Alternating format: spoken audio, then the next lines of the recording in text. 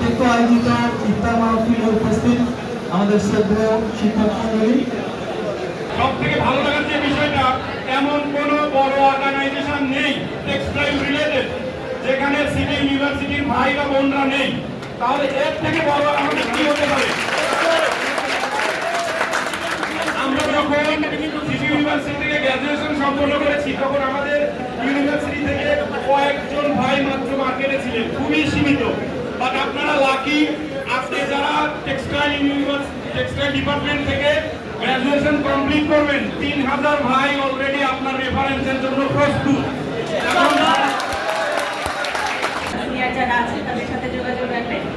সবার সুস্বাস্থ্য এবং যারা প্রাক্তন আছি এবং যারা রানিং আছি সবাইকে একই ছাতার নিচে নিয়ে আসা, যে আমাদের এই ভ্রাতৃত্ববোধ আমরা ইনশাআল্লাহ যুগ যুগ যাতে ধরে রাখতে পারি, সবার প্রতি সেই কামনা ব্যক্ত করে আমি আমার বক্তব্য এখানে শেষ করছি।